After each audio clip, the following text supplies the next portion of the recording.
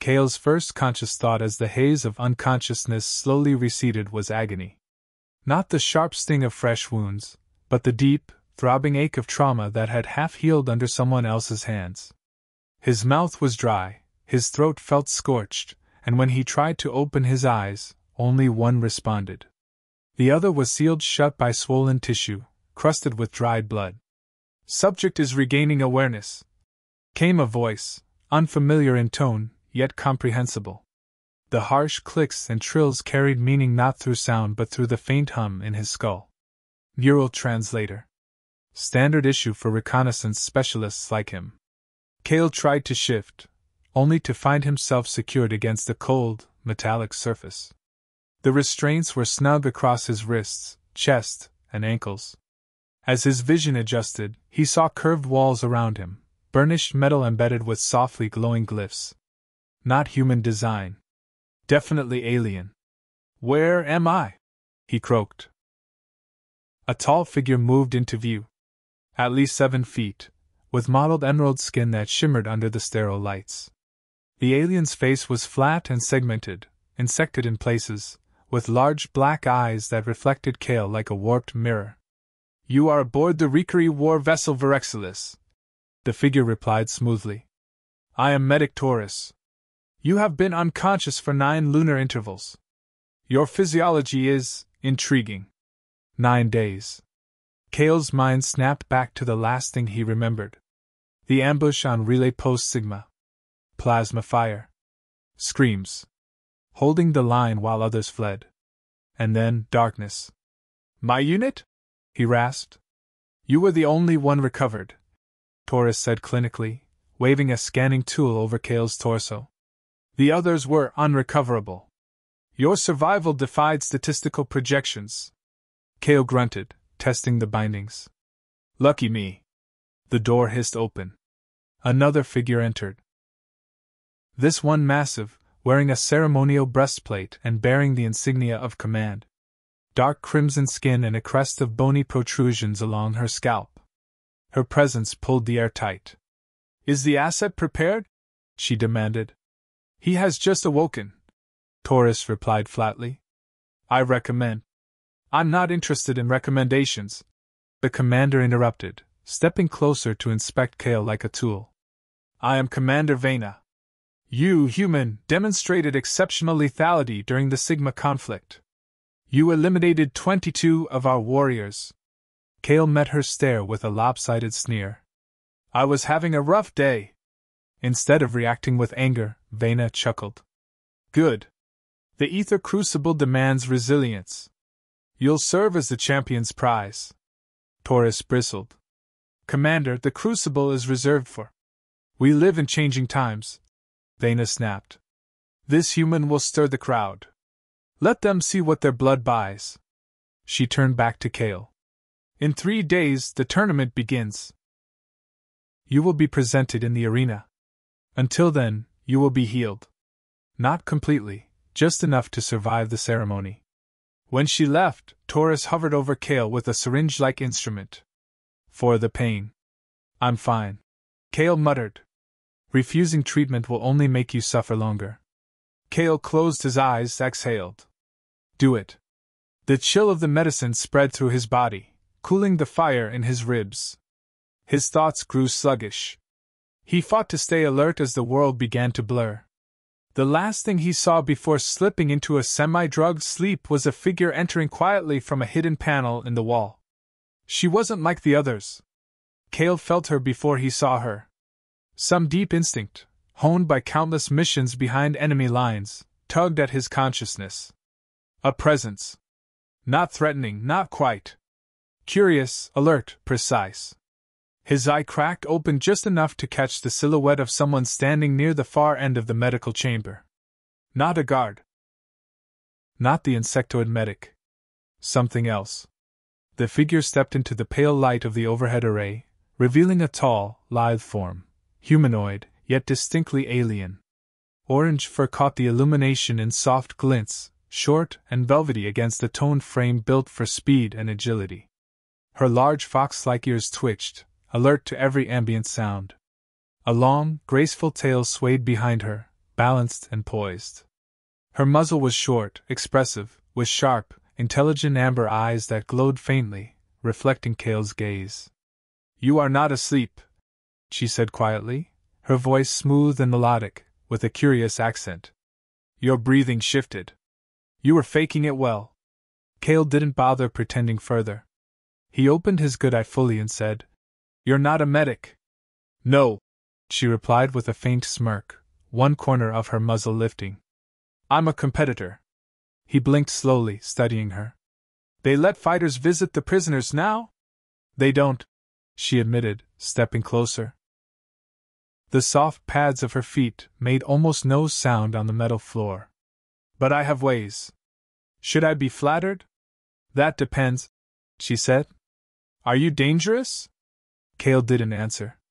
He let silence speak for him. She smiled again, an expression that looked oddly human on her Vulpine features. "I'm called Sylara. Of Clan Aravex. Kael. Recon Lieutenant. Not exactly volunteer status." "I know." She crouched beside the bed, her tail curling neatly around her feet. "You're the human who held the Sigma pass alone. 22 kills. That's not easy." He looked away. "They stopped counting the moment I fell." "No. The crowd will count. They'll cheer when you're paraded out in chains." Kael's jaw tightened. "They'll cheer louder when I cut myself loose." Sylara cocked her head. "Bold. I like that." She examined his bindings, not touching, just observing. Then her gaze softened. "They see you as a trophy. I see something else." "And what's that?" "A question." She stood again, towering slightly over him. "How much of you is weapon, and how much is man?" "I'm not sure anymore," he admitted, surprising himself with the honesty. Sylara nodded. "That's a start." Kael narrowed his eye. "You're not here out of curiosity, are you?" "No." Her smile faded, replaced by a sharper focus. "I'm going to win this tournament. And if I do, I get you." His expression didn't change, but a flicker of emotion passed through him. "I'm not a prize," he said. "Neither am I," Sylara said. "But the Crucible doesn't care. It only values strength." She turned toward the hidden panel again. "Rest, Kael. You'll need your wits. The Green One is eager to win you." "What Green One?" Sylara looked back, her eyes gleaming. "Valkyrie. Champion of the Jiru Coalition. She doesn't lose. She doesn't share." "And you think you can beat her?" Sylara grinned, teeth sharp and white. "I have to." Then she was gone, vanishing through the wall panel like mist. Kael stared at the ceiling for a long while, the pain in his body eclipsed by a new feeling he hadn't expected since waking up here: intrigue. Maybe even hope. The great Crucible arena roared with the voices of thousands as banners bearing the sigils of a dozen interstellar clans rippled high above the stands. A force field dome shimmered faintly over the open arena, holding in the dust, heat, and spectacle. Massive screens hovered in the sky, projecting the faces of each of the remaining contenders, 16 warriors, each brutal, each storied, each hungry. Kael stood on a raised platform at the arena's edge, bound by luminous restraints that glowed faintly around his wrists and ankles. They had dressed him in something akin to ceremonial combat attire, dark cloth pants and a sleeveless tunic that left the worst of his healing wounds exposed.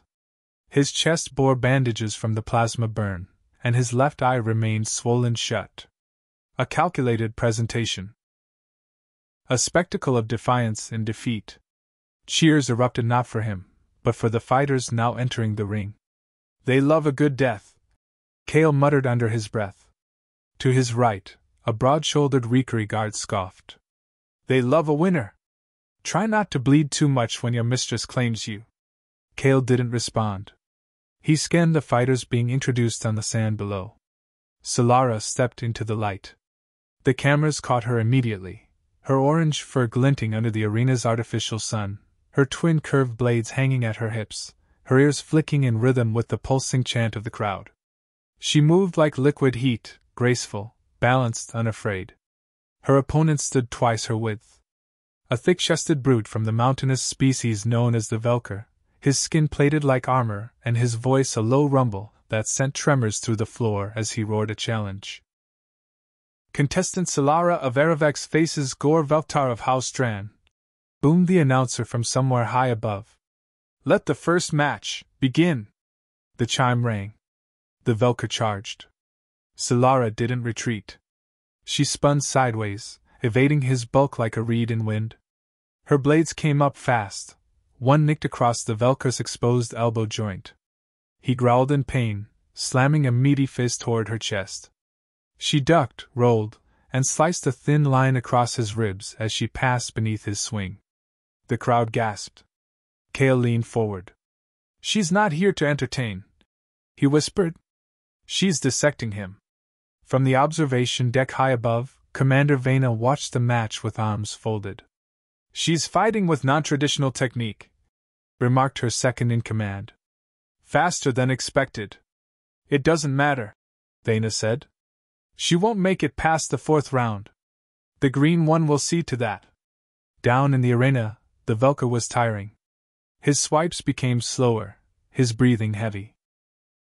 Sylara struck with precise rhythm, back of the knee, side of the shoulder, the delicate ridge of the ankle where even armor plating had seams. The brute howled and stumbled. The crowd roared. Kael's eye tracked every movement. She wasn't just winning. She was teaching. When the Velker fell, landing face first into the sand, Sylara didn't deliver a killing blow. She stood over him, blades crossed against her chest, and nodded to the judge's box. A rare act of mercy. A rare breach of tradition. The arena erupted in stunned applause. Kael turned toward the guards. That's one win. She won't survive the next, one growled. She only needs to win 5, Kael replied calmly. And you're going to be real nervous if she gets to number 4. The guards exchanged wary glances. Back in the preparation chambers, Sylara exhaled slowly as a medic dabbed a minor cut on her thigh. She spared her opponent, a technician whispered. Again, another added. Sylara's ears twitched, catching every whisper. Let them talk.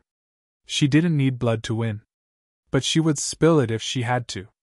She looked at the screen on the far wall. It showed Kael still bound, still standing tall despite his injuries. He'd seen her fight. And when she won, if she won, he'd see a lot more. The crucible waited for no one. Barely recovered from her first match, Sylara found herself summoned again before the day's end. Her next opponent was a dual-blade spear master from the Karuan Dominion, fast, disciplined, relentless. He fought with ceremonial elegance, each movement precise like a ritual dance. But Sylara was not a dancer. She was a flame. By the time she left the arena, her blades were soaked in blood, her breath short and fast, and her tail curled tightly around her leg to hide a wound she didn't want the medics to notice. She was escorted to the preparation chamber in silence. The guards, though expressionless, gave her wide berth now. She was winning. They didn't like that. But someone did. Kael watched the matches from a private holding booth, his restraints slightly looser now, an accidental kindness from a technician not expecting him to take advantage. He leaned against the transparent wall as Sylara returned from her second victory, her fur damp and matted with sweat, her body trembling just slightly from fatigue. She had bowed to the crowd again, but her eyes, they found him. She didn't smile. She didn't wink. She didn't have to. Then, the door behind him hissed. A tall, robed figure entered. Her presence chilled the air. Human, she said, her voice a melody laced with venom. Kael turned slowly. You must be Vekari. The green-skinned warrior, towering, muscled, her face lined with ceremonial scars, stepped into the room like a predator scenting prey. Her skin shimmered like jade under the dim lights, and her long braided hair was woven with bone charms that clinked softly as she walked. You do not speak like prey, she observed, circling him. That is good. I do not enjoy weak trophies. Kael kept still, refusing to flinch. And you don't fight like one, I've heard. Vekari smiled. It was not a pleasant expression. I have crushed the spines of 3 champions this week. I do not break them quickly. That would be boring. And now you want me. Why? She stopped in front of him, eyes narrowing. Because they fear what you represent. And what my owning you would mean. You think owning me gives you power? I know it does, she said simply. You are clever for prey. But even clever creatures bleed. She leaned closer. Pray Sylara wins, human. For if she doesn't, you're mine. Kael met her gaze with calm defiance. You should pray she doesn't win. Because if she does, everything changes. Vekary's smile faded. You think she fights for you? She asked, stepping back. She fights for herself. They all do. She turned toward the door, voice echoing. You'll see that soon enough. The moment she left, Kael slumped slightly, his ribs flaring with pain. He needed to get out of these restraints. Soon. Every match brought Sylara closer to the final, and closer to becoming a target. If she reached the championship, and lost. No. He couldn't let that happen. As he tested the flex of the bindings, he felt something sharp press against his skin, hidden inside the wrist cuff. A tiny shard of metal, deliberately placed. A gift. From someone who'd been close enough to slip it there unseen. Sylara. He clenched his fist around it, a new spark igniting behind his good eye. Let the crucible come. He wouldn't go quietly. The torchlight in Sylara's private training cell flickered with each vibration from the crowd above. The crucible never slept. Even at rest, it breathed cheers, metal, blood. The scent of combat saturated the air like incense. Sylara stood barefoot at the center of a ring marked in ancient chalk, sweat beading under her fur as she moved through a silent kata. Her twin blades traced arcs through the air, smooth and fluid, catching the glow of overhead lamps. Her breathing slowed. Her thoughts didn't. You think she fights for you?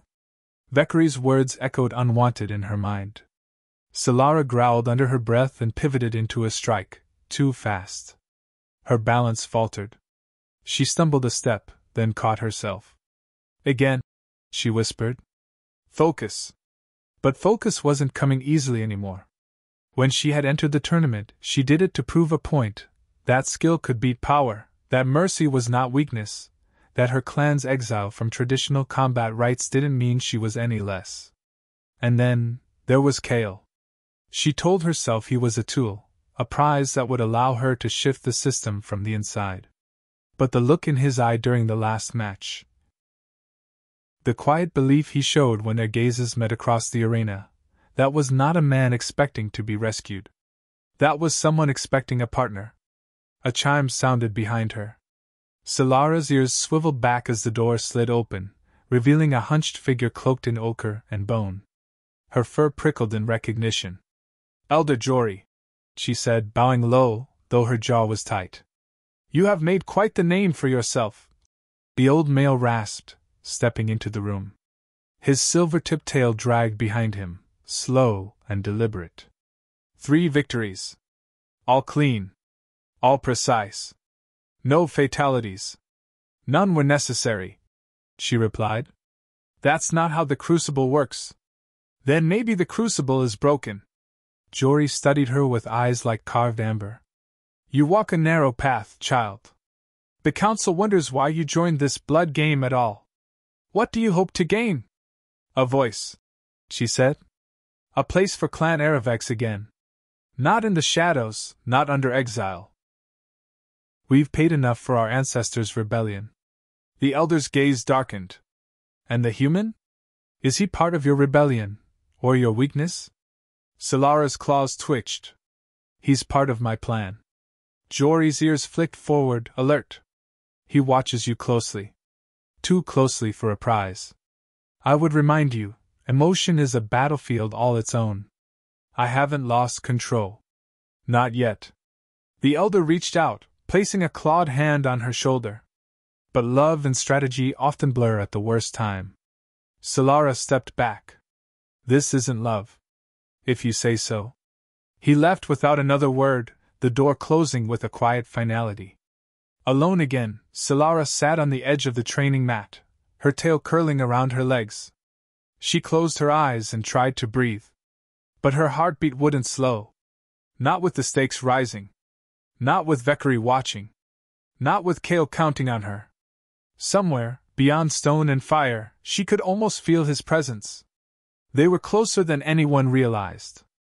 And soon, they would either win together, or die trying. Kael waited until the lights in his holding cell dimmed for simulated night.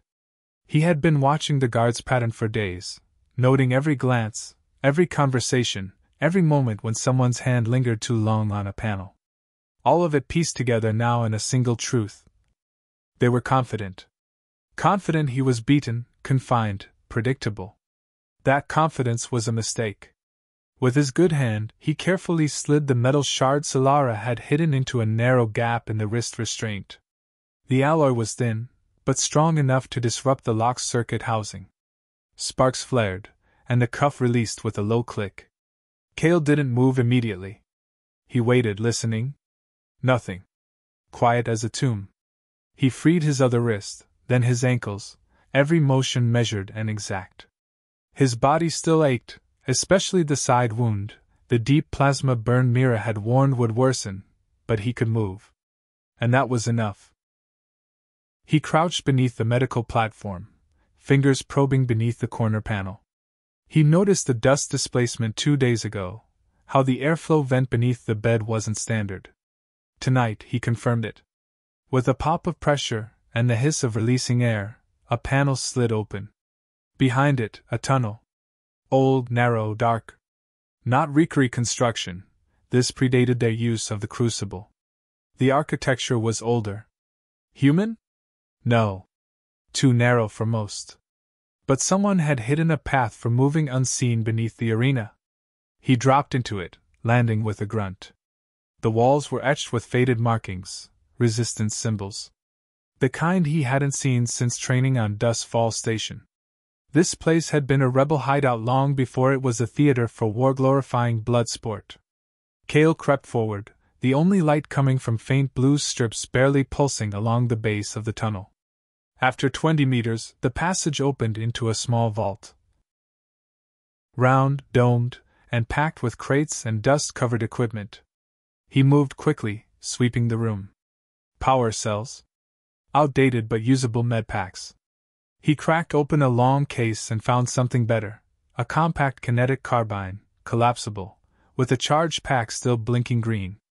Kael exhaled a slow breath. He was no longer unarmed. A wall terminal blinked to life at his approach, startling him. It recognized his biosignature, likely tuned to identify resistance allies by default.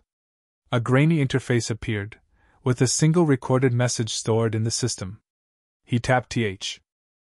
If you're hearing this, the crucible still stands and the war's not over. Good. That means there's still time. These tunnels run beneath the entire arena.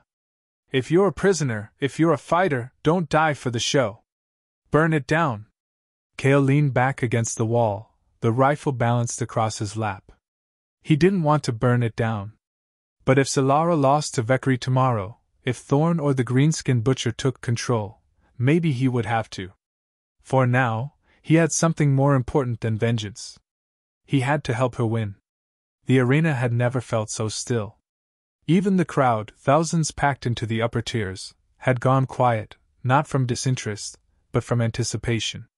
The tension was alive, electric, as if every voice had been sucked into the void, waiting for a single spark to ignite it again.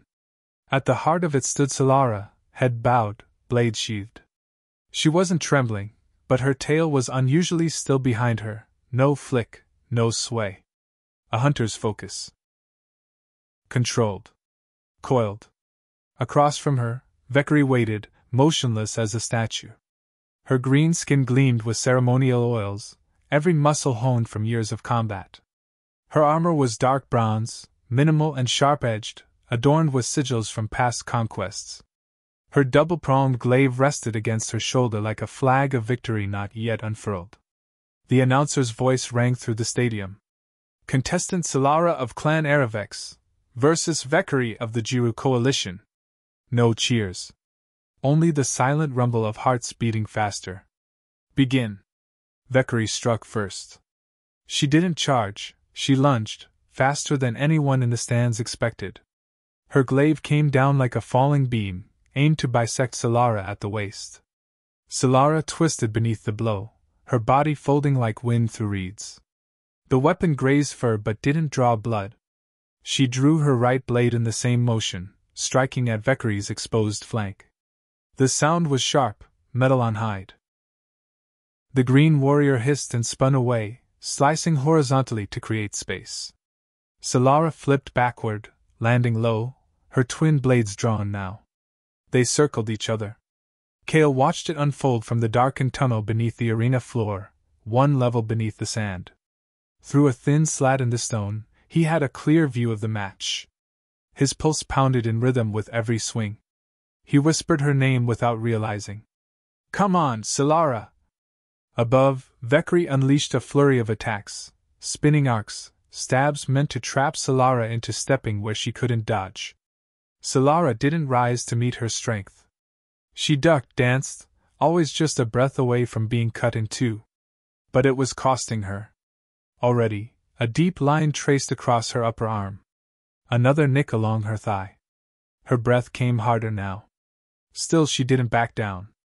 Valkyrie smiled, a predator sensing the end. "You're quick," she said between strikes. "But quickness fades." Sylara darted to the side, rolling and coming up into a crouch. "Then I'll end this before it does." She moved, not away, but toward. The crowd gasped. Her blades flashed up, not to strike, but to catch the haft of Valkyrie's weapon. Sparks flew as the metal clashed, locking the two warriors in a sudden, unexpected stalemate. Valkyrie's grin faltered. Sylara dropped her weight, a move Kael had taught her, forcing the taller warrior to stumble. With a twist and a cry, Sylara broke the glaive's shaft in two. The green warrior stumbled, thrown off balance.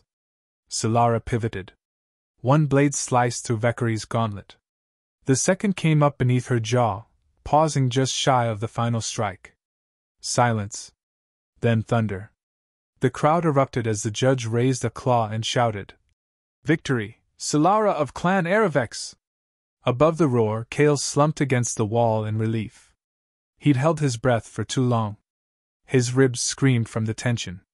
But she had done it. She had beaten Valkyrie.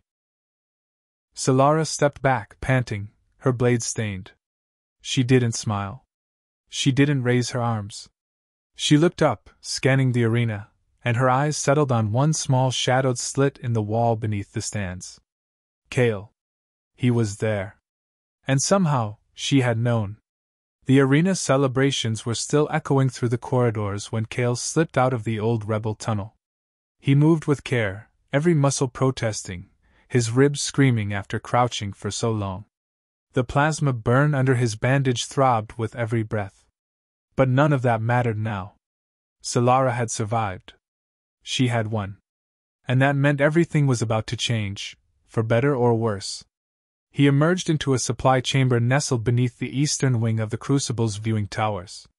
The room was dimly lit, crates stacked in haphazard rows, half covered in dust and arena sand.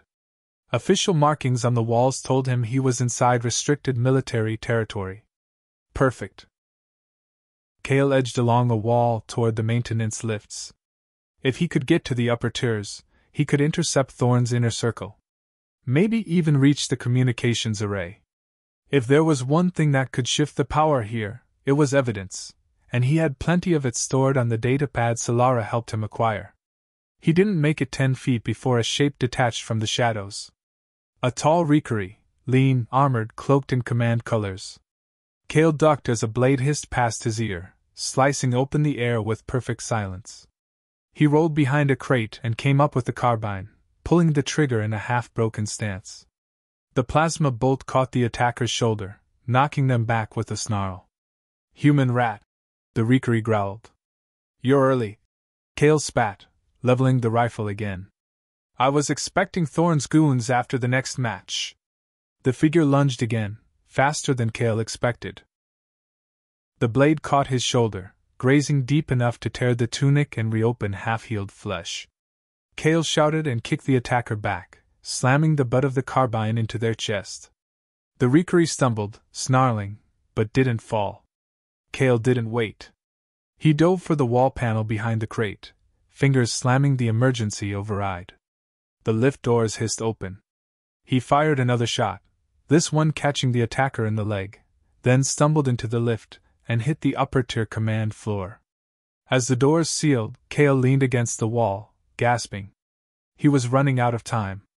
Meanwhile, in the upper chambers of the arena's administrative spire, Sylara stood before the royal council. 5 high-backed thrones. 5 elders, each ancient, veiled, and stone-eyed. "Your victory over Vekari," said the one in the center, "was not expected."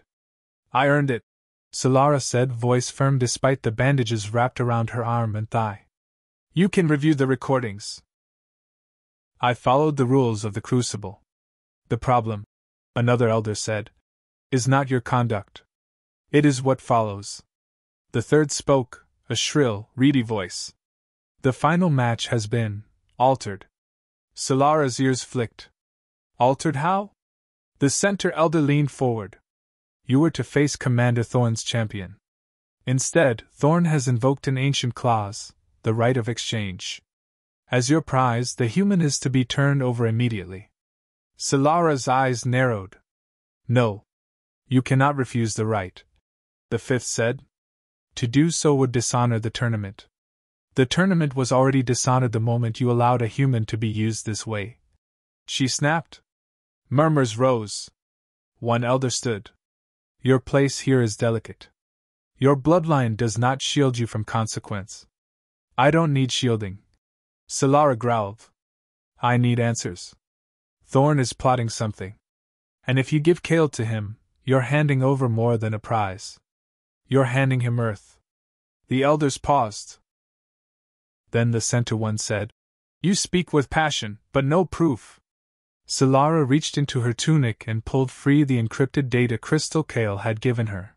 Everything they'd uncovered, every intercepted communication, every encrypted signal hidden beneath tournament schedules and command movements. She stepped forward and placed it on the pedestal before them. "Then here's your proof." The room fell into heavy silence. Kael stepped off the lift into the Eastern Command corridor, the polished obsidian floor reflecting red emergency lights spinning slowly from wall-mounted sensors. The alert hadn't gone out yet, no lockdown, no sirens, but the Rikari knew something was wrong. He moved fast, rifle tucked tight against his side, cloak trailing slightly behind him. Blood soaked the shoulder of his tunic, the reopened wound pulsing with heat, but adrenaline kept it manageable, for now.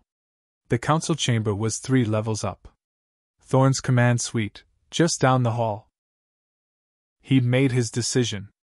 The steel door to the suite was guarded by 2 elite Rikari soldiers in ceremonial armor, all black with gleaming red helms. They spotted him immediately. "Stop there!" Kael didn't.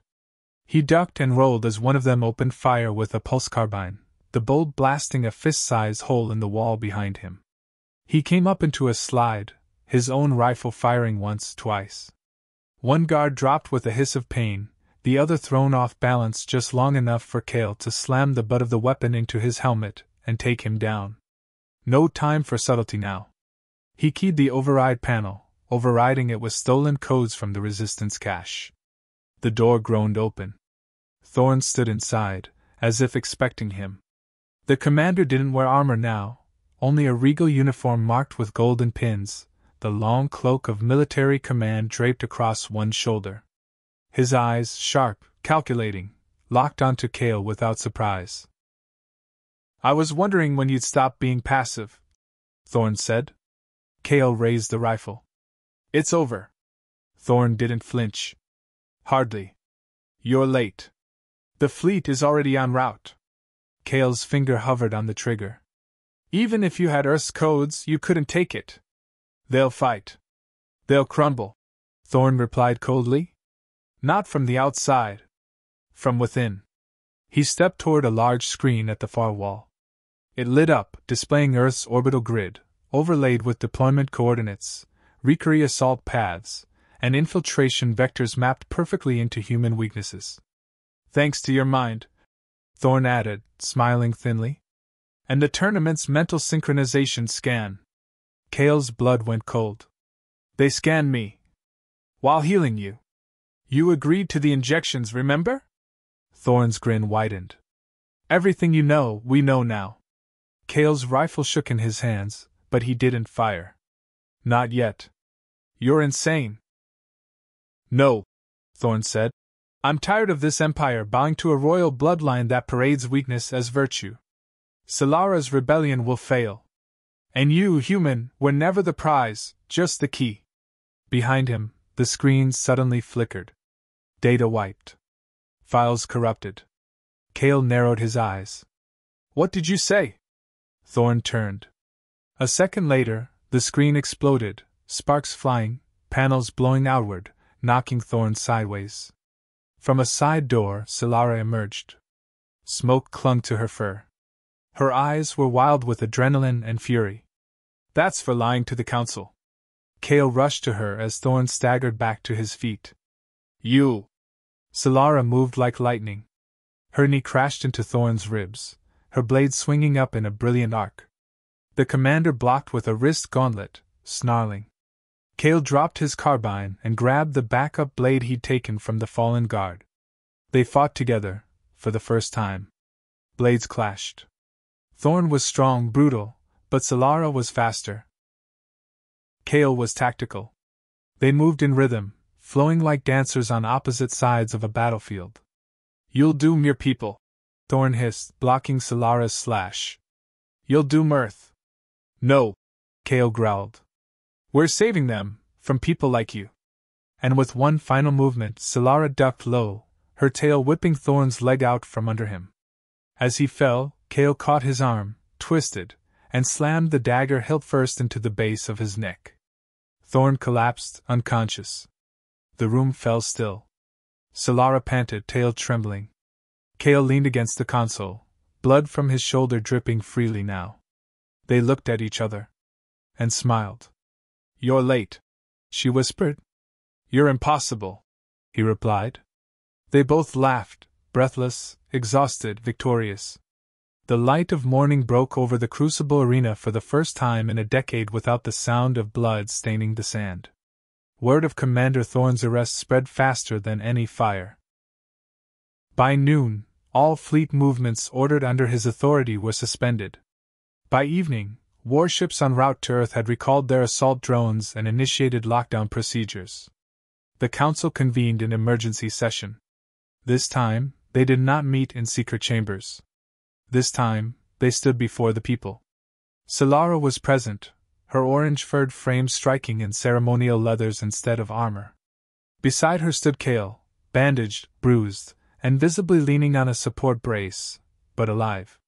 His presence was a living contradiction to the propaganda of the last war cycle. A human not just surviving, but standing with one of their own. One of their champions. Let this record show, said Elder Varn from the central throne, his voice carrying across the public square, that Commander Thorn acted alone in executing a campaign of deception, manipulation, and treason against the honor of the Crucible and the sovereignty of both Ardani and human worlds. The crowd murmured in surprise, some in approval, others in resentment. Varn continued. Thanks to the bravery of Clan Aravex's Sylara and the human Kael Ryven, his plans were exposed in time. He turned slightly toward them. Sylara, you now stand as victor of the Crucible. The Council offers you the right of selection, to claim your prize as dictated by tradition. The words hung heavy in the air. Kael straightened, wincing. Sylara stepped forward. I refuse. The crowd gasped. Let the record show, she said clearly. I claim not a prize, but a partner. She reached back, extended her hand. Kael stepped forward, ignoring the protest of his wounds, and took it. Together they stood. An elder whispered harshly behind Varn. She defies the right. This undermines. Varn raised his hand.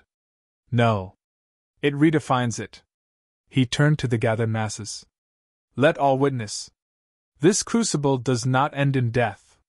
It ends in unity. A cheer broke out. Then another. Soon, the plaza shook with voices. It wasn't unanimous. But it was enough. In the days that followed, Thorn's followers were rooted out and tried. The fleet's control was returned to the Council. Peace envoys were sent to Earth, bearing full access to the decrypted transmissions and surrendering the mental scan records. Kael was offered transport home. He declined. Weeks later, he sat atop a sandstone ridge beyond the arena, watching the sunset turn the dunes molten gold. Sylara sat beside him, legs crossed, tail swaying lazily behind her. "Still not used to quiet," he said. She smirked. "You're welcome to spar with me. See how quiet that is." He chuckled. "Hard pass. Last time, I needed a new shoulder." A moment passed. Then he asked, "You think this peace will last?" Sylara didn't answer immediately. But when she did, it was honest. "I don't know," she said. "But it's a start." He looked at her. "And us?" She turned, those golden amber eyes reflecting the sky. "We started long before either of us admitted it." He leaned in, forehead to hers, the traditional gesture of trust in her culture. She closed her eyes and leaned in too, and their lips met in a kiss that was no longer forbidden. It was chosen. Together. Kael adjusted the collar of the ceremonial tunic he'd been given, the fabric far too stiff for comfort. It felt more like armor than clothing, though it bore no protective value, only symbolic weight. Gold threading ran along the seams in angular patterns, echoing Sylara's clan sigils. At his side, a short blade was sheathed, not for combat, but tradition. He stood in the Hall of Accord, a massive structure that had not hosted such a gathering in generations. Its vaulted ceiling shimmered with celestial maps from both human and Ardani systems, dynamically rendered to project the joining of two worlds. Delegates from over 40 clans filled the tiered seating, flanked by human representatives who had arrived just days prior on emergency diplomatic clearance. And at the center of it all was Sylara. She wore her own clan colors now in full, deep copper, rust red, and pearl white. Her orange fur had been carefully groomed, her tail adorned with braid rings passed down from warrior ancestors. She was no longer just a tournament fighter. No longer just a rebel. She was a symbol. Kael watched her from the side of the chamber, catching her eye only once, and the brief flick of her tail toward him was the only acknowledgement she gave in the sea of dignitaries. It was enough. A voice boomed from the dais. High Elder Varn stepped forward, arms raised. "Today we bind two histories," he proclaimed. "One marked by misunderstanding. The other, by shared blood in battle." He gestured to Kael. "And through this human, through Kael Ryven, we were shown what our leaders refused to see. That honor is not a matter of species, but of choice." Kael stepped forward when beckoned, resisting the limp still present in his left leg. His injuries had mostly healed, thanks to Mira's continued aid, but they still reminded him of what the cost had been. He bowed slightly. "This peace will not be easy," he said, voice clear, translator humming in sync beside his ear. "There are wounds that history cannot erase overnight. But I'm not here because of the past. I'm here because of what we built in the middle of it." He looked to Sylara. "And because I believe what we build next can be better." The chamber held its breath. Then applause rose, hesitant at first, then thunderous. Not from all, but from enough. The accord was signed that day. Not just a treaty. A declaration of new kinship between the human sphere and the Ardani clans. That night, Kael stood outside the diplomatic suite they'd been assigned, overlooking the glimmering lights of the capital. He leaned on the railing, a glass of spiced Aries in hand. His gaze was distant, fixed on the stars. "You hate formal wear," came Sylara's voice behind him. He smiled. "You noticed." She padded up beside him barefoot, in nothing but a soft sash wrapped loosely around her frame. The fur on her arms shimmered faintly in the moonlight. Her tail wrapped lazily around one of his legs. "I saw your speech," she said, voice low. "You were there," he teased. I was watching the council, not the man I kissed on a rooftop. He turned toward her. And what do you see now? Her ears tilted back playfully. A man who keeps trying to save a world that doesn't know how to be saved. Kael leaned closer, placing his hand gently against her cheek. Then I'm lucky I've got someone who keeps saving me in return. They kissed again, this time with no audience, no ceremony, no politics. Just them. The celebration had barely faded from the Capitol's towers when the first warning came. An explosion rocked the outer edge of the Hall of Accord just 2 days after the treaty signing. No one was killed, but the message was unmistakable. Not all Ardani supported peace. Some saw it as betrayal. Others saw Kael as the infection, a human disease seeping into their traditions. Kael stood outside the ruined wing, watching smoke rise from what had once been a gallery of historical banners. The air smelled of scorched silk and carbon. They waited until the world exhaled. He muttered. Then they struck. Sylara stood beside him, tail flicking in agitation. Clan Corrine, she said coldly. They refused the accord. Their ambassador never even showed for the signing. Kael turned to her. Your brother rules Corrine now, doesn't he? She didn't answer at first. Her ears tilted back. Her golden eyes hardened. Zarek took control after our father's death, she said finally. He's stronger than I ever was. Brutal. Charismatic. He believes only blood can preserve our traditions. And now he's drawing it. Sylara nodded grimly. If we don't confront him, this accord dies before it ever takes root. Kael knew what came next before she said it. I have to return home, she whispered. He stepped closer. Then I'm going with you. She looked up, startled. Kael, no. This isn't your fight anymore. He smiled, tired but certain. You told me once that you didn't fight for a prize, you fought for a partner. I'm not letting you face this alone. Her throat bobbed as she swallowed. For a moment, the Vulpine warrior mask cracked. She looked almost fragile. Zarek won't hold back, she warned. He'll use every trick, every threat. And if he knows you're with me, he'll go for your throat first. Kael raised a brow. Then let's not give him time to aim. The ship Sylara arranged was small. A sleek skimmer-class cruiser with stealth capabilities and a disguised transponder code. They left the capital under the cover of night, flanked by 2 trusted guards from Clan Aravex and healer Mira herself, who had insisted on accompanying them in case Kael's injuries worsened. Their destination, the volcanic highlands of Arivar, ancestral seat of the Corrine line. Kael had never seen it. Sylara hadn't seen it in 6 years. As their ship broke through the cloud canopy, the land emerged like a scar across the planet's surface, jagged ridgelines, sulfur vents hissing like wounded beasts, and massive black stone fortresses built into the mountains. Home sweet hell, Sylara muttered. Kael turned to her. How long before your brother knows we're here? She didn't look away from the viewport. He already does. They didn't wait long to be summoned. Zarek's invitation came within hours, delivered by a drone bearing the Corrine crest, and a message spoken in his voice. If you seek to convince me, sister, then bring your human. I prefer to measure the enemy up close. Kael glanced at Sylara when the message ended. Sounds charming. She narrowed her eyes. He's baiting us. And we're going anyway. She nodded. We are. The gates of the Corrine fortress opened with a grinding roar, stone scraping against stone as the massive slabs shifted inward. The mountain air here was hot and dry, thick with the stench of volcanic gases and the lingering scent of scorched metal. It wasn't a place that welcomed visitors, it tolerated them, like a beast sizing up its next meal. Kael walked beside Sylara, both flanked by silent Aravex guards. He wore light armor now, Ardani made, fitted hastily but functional. His wound ached beneath the plating, but he said nothing. The moment called for strength.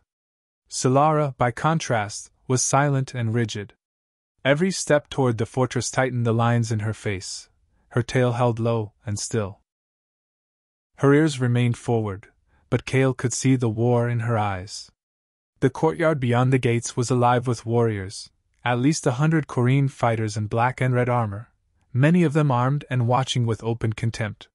Some spat. Some growled. But none moved. Not yet. The throne room was worse.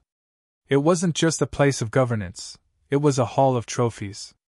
Skulls lined the pillars, pelts from alien beasts hung along the walls, and at the center sat a black throne carved from volcanic glass, raised on 3 blood-stained steps. Upon it lounged Zarek. He looked nothing like Sylara, taller, broader, his orange fur dulled with ash, streaked with darker markings. His face was framed by jagged braids, and his armor gleamed with inlaid obsidian. But it was the eyes that confirmed it. Amber. Just like hers. Only colder. So, Zarek said, voice like smoke, the little fox returns, and brings her human toy with her. Kael clenched his jaw. Sylara's voice was sharp. I bring the representative of the peace you spit on. Zarek rose with a slow, theatrical stretch. Peace? He laughed. You mean surrender? I watched the broadcasts, sister. You bowed before the council and paraded this off-worlder like some hero. Is that what we are now? Petting humans and calling it diplomacy? He bled to stop Thorn. Sylara snapped. He nearly died to expose him. Or would you rather have seen our clans crushed under the Rikari fleets? Zarek descended the steps with leisurely steps, circling the pair like a predator. I would rather we crushed the fleets ourselves, he said, rather than bend to off-world mercy. The Ardani were conquerors once.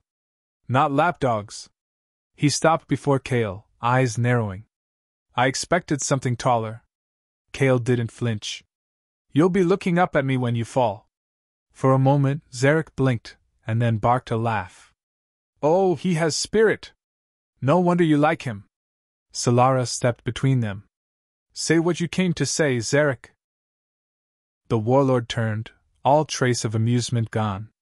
I will not support the accord, he said coldly. Not while it weakens us.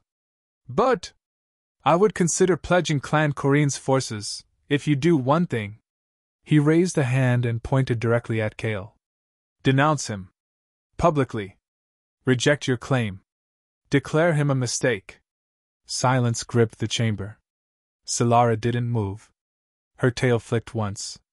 No. Zarek stepped closer. He's your weakness. He's my choice. The words rang louder than they should have. Zarek's lip curled.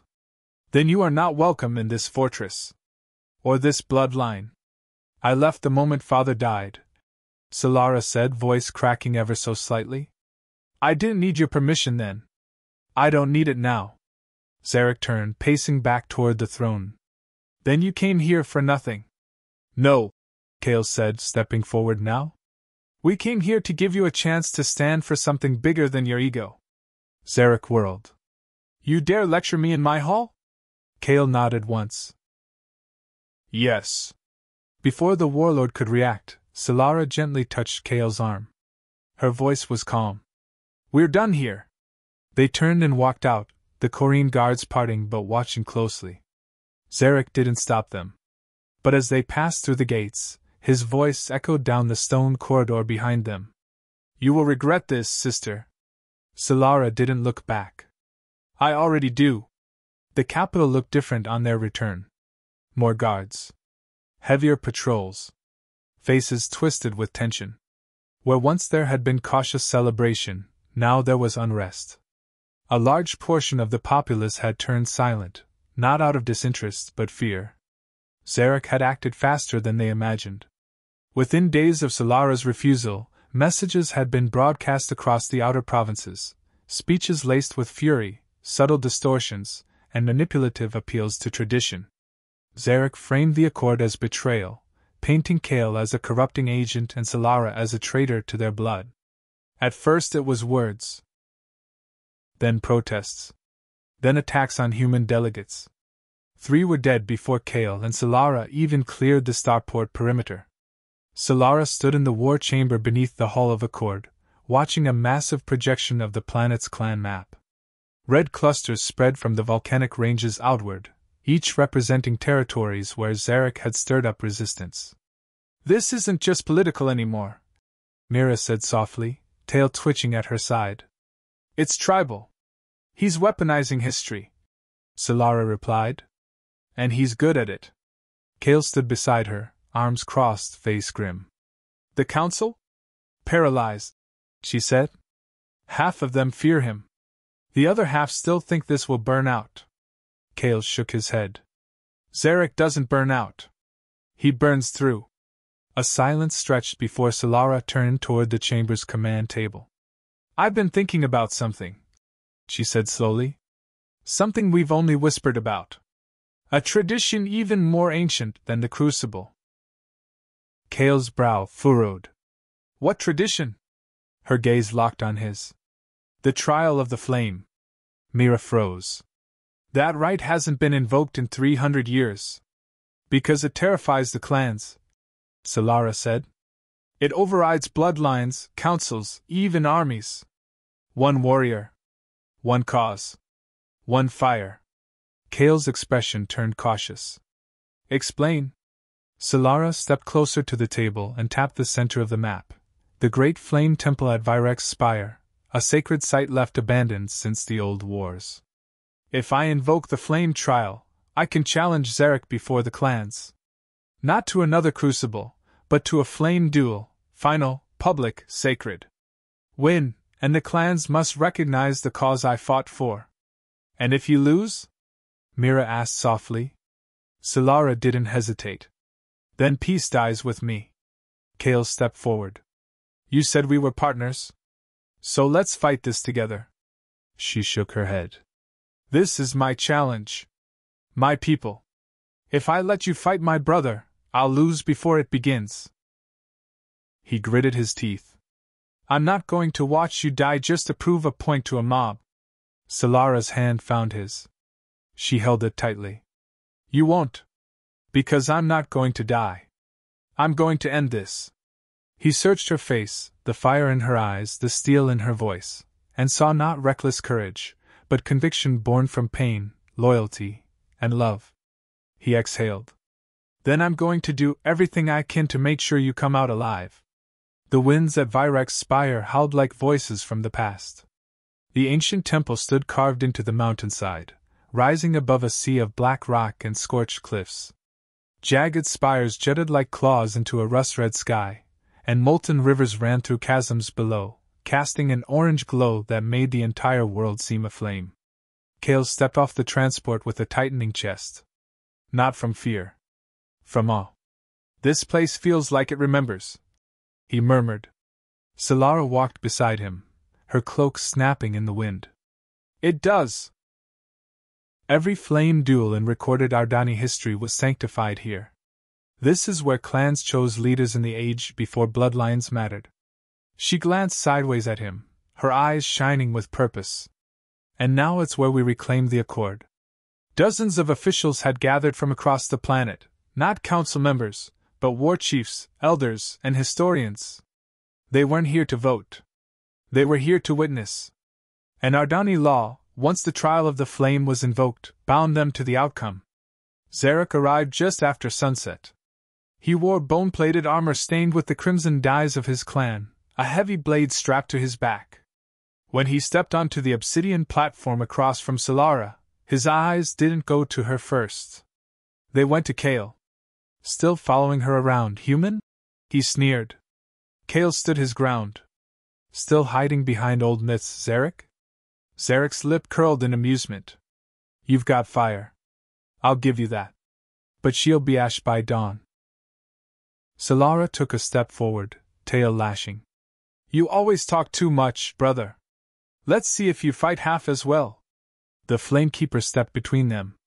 The robed elder, ancient and nearly blind, raised the torch of challenge. "Sylara of Aravex," the keeper intoned. "You invoke the right?" "I do." "Zarek of Corrine, do you accept?" Zarek's smile was sharp. "Gladly." The elder lifted the torch. "Then the trial is set.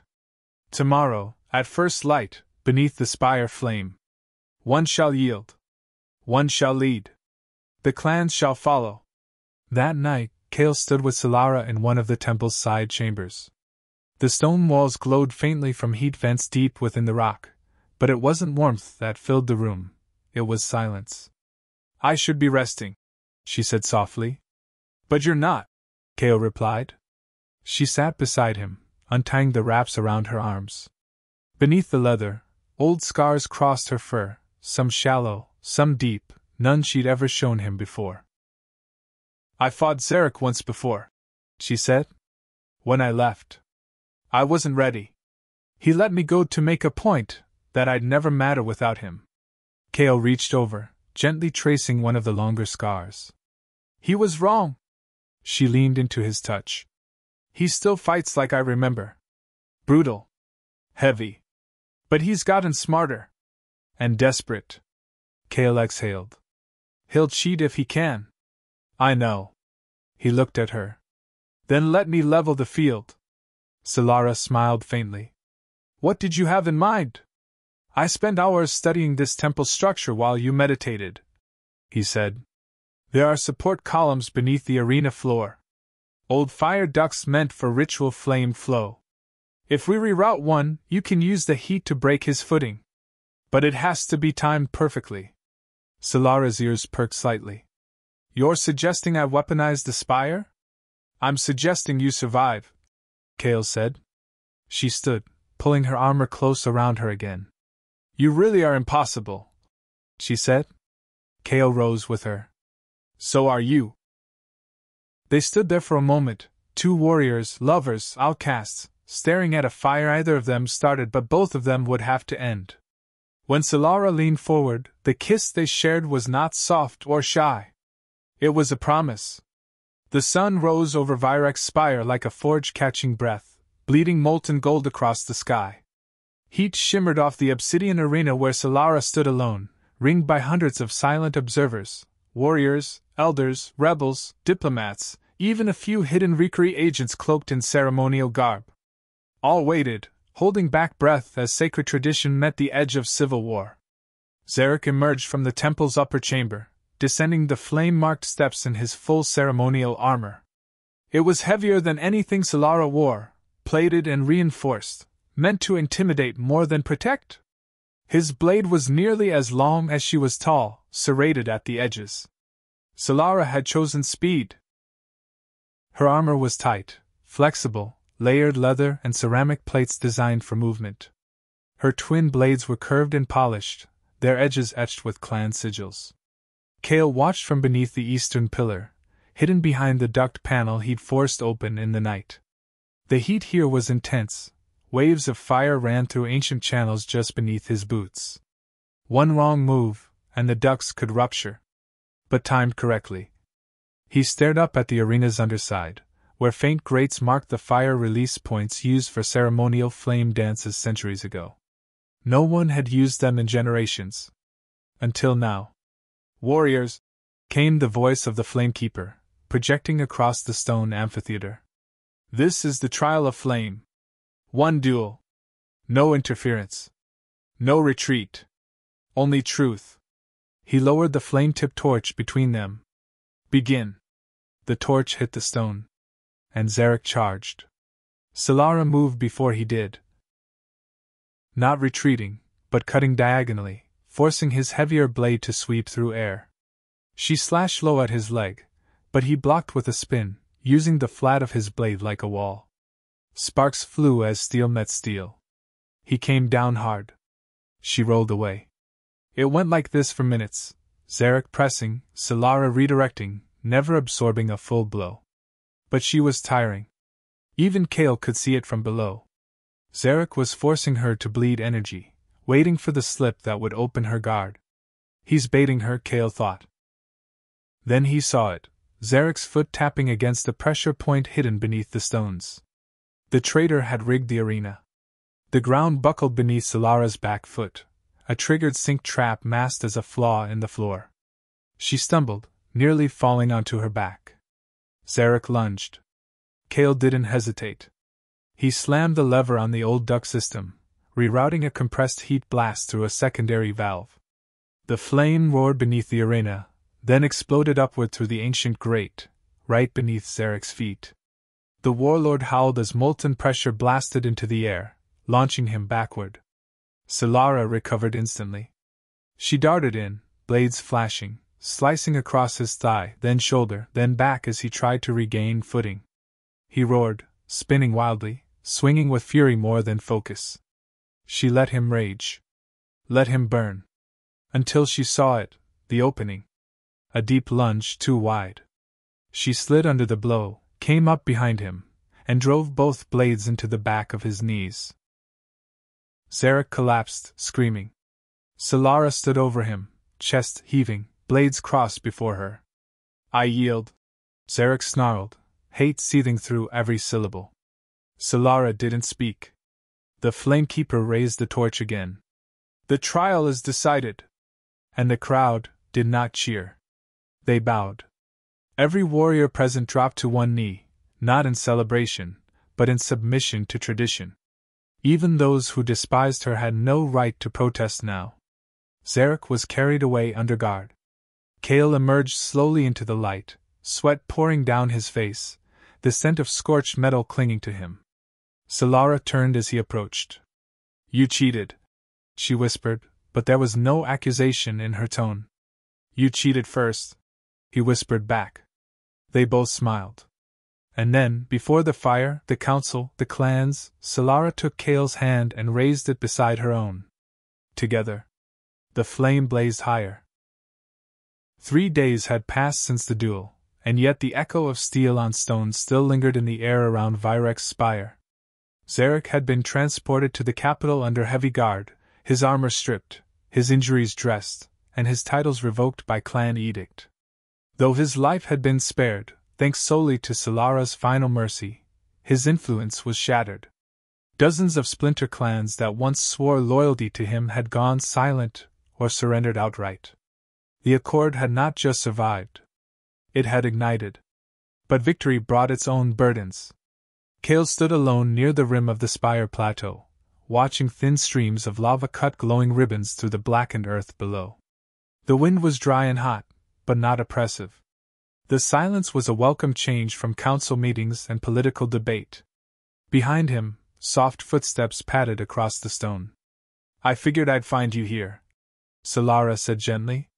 Kael turned, smiling.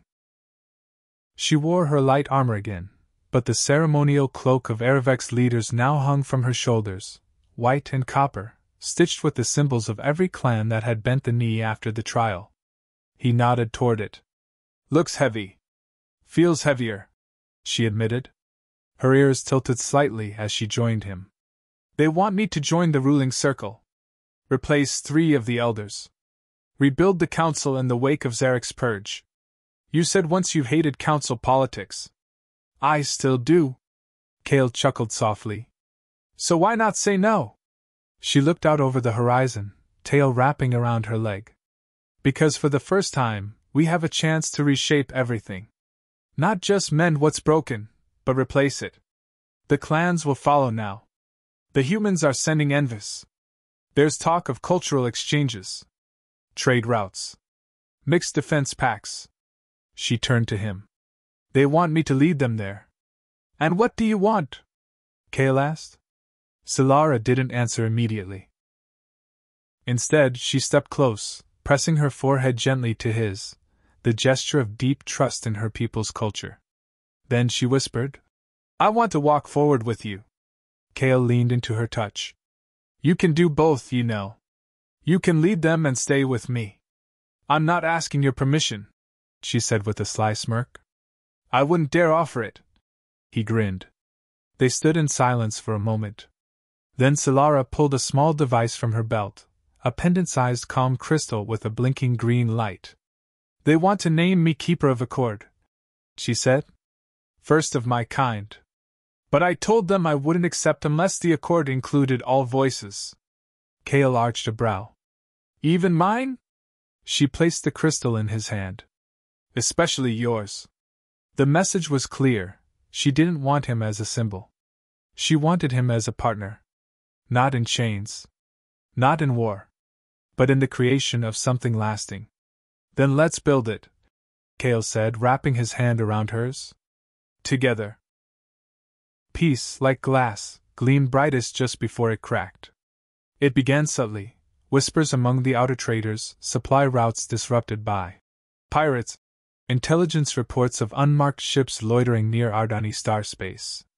Most dismissed it as aftershock, the natural unrest following a political upheaval. But Kael had seen too many battlefields not to recognize a pattern. In the capital, the newly formed Council of Accord held its first multi-species summit, Ardani elders seated beside Earth's diplomatic corps, flanked by armed guards from both sides. Sylara presided, regal and poised, with Kael at her right. "They're watching," Kael whispered as she signed the new charter. "Some of them still waiting for you to fall." "Then let them keep watching," Sylara murmured, her signature complete. "Because I'm not falling. I'm planting roots." The chamber broke into applause. Flashlights blinked. Officials nodded. It was a moment meant to reassure the galaxy. And in the silence that followed, a low tone echoed from Kael's comm device. "Encrypted. Urgent. Military signature." He frowned and excused himself, slipping into the council's side corridor. The message was brief. Confirmed, Rikari Fleet Detachment mobilized. No insignia. Origin point classified. Intercepts suggest destabilization op target, Accord. Interstellar Intel Relay C9. Kael's blood ran cold. He played it again. And again. Every time, the message said the same thing. A rogue Rikari force was moving, not openly, but through subspace corridors, masking their engines, hiding their colors. This wasn't an attack. Not yet. It was infiltration. Sabotage. That night, Sylara sat beside Kael in their private chamber, the old stone suite once reserved for clan elders now repurposed as their sanctuary. The fire in the hearth cast flickering shadows across her fur as she read the intercepted report. Her ears lowered. "They waited until we were distracted. Just like Thorn did," Kael said. "Only this time, they're smarter. They're not coming to claim a prize. They're coming to shatter the Accord from the inside." She leaned forward, tail twitching. "We have no proof it's sanctioned." Kael shook his head. "Doesn't matter. The damage will be the same." They sat in silence for a long moment, the weight of their fragile peace pressing in around them. "Then we go to the source," Sylara said. "We find this fleet. We expose them. Before they move." Kael's expression was grim. "You're suggesting we leave the capital? Now? No one else can move fast enough," she said. "The council moves in days. We need hours." Kael nodded, already thinking ahead. "We take a cloak scout. One pilot, one systems tech. Just us. Quiet." Sylara stood, her expression hardening with every heartbeat. "If someone wants to break the peace we bled for..." Kael rose beside her, eyes fierce. "Then let them try." The stealth ship Virex Ember coasted silently through the void, her hull masked by quantum-veiled generators, her engines humming low. Sylara sat in the cockpit, eyes narrowed as starfields spun past. Kael crouched at the console behind her, decrypting the relay burst they'd intercepted. "There," he said, pointing at the glowing edge of the map. "Old Rikari weapons facility. Decommissioned after the Omega War." Sylara's voice was low. "Which makes it perfect to reactivate off the books." They dropped out of FTL 20 clicks from the station, a massive, skeletal structure clinging to the edge of a dead moon. Its surface was riddled with hangars and faded military sigils, half erased, half buried. And yet, the station pulsed with life. Ships moved in formation. Patrols orbited in tight circuits. And deep in its core, Kael's sensors picked up something colder than plasma charges.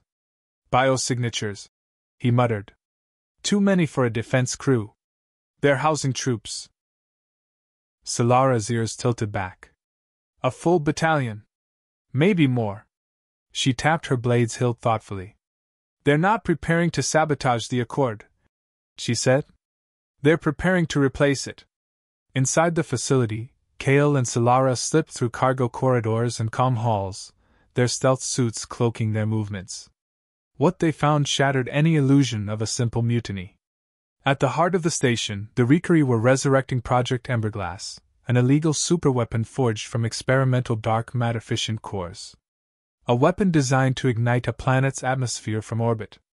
Target coordinates, Kael whispered, scanning the tactical display. Sylara's tail lashed. They've already locked on to the Accord Summit site. Kael's hands moved quickly, copying the files to a secure core. We get this data to the Council. Broadcast it publicly. Let everyone see what they're planning. But a second file caught Sylara's eye. Failsafe protocol. In the event of detection, Emberglass will auto-ignite. Sylara stiffened. If we leave, they'll launch. We can't run. Kael looked at her, eyes clear, jaw clenched. Then we shut it down here. The next 15 minutes unfolded like a dream on the edge of a nightmare. Sylara and Kael fought side by side through waves of elite soldiers, blades singing and rifles blazing. Kael took a hit in the shoulder, stumbling behind cover. Sylara covered him, cutting down two attackers in a fluid arc of steel and fire. They reached the control core, a column of churning red light and vibrating plates. Kael moved to the console, hands flying. Too late to disarm it, he said, breath ragged. But I can redirect it. Sylara knelt beside him. To where? He looked up. Here. She stared at him, saw the pain, the resolve. This station is the threat. Let Emberglass destroy its own chamber. Her hand slid into his.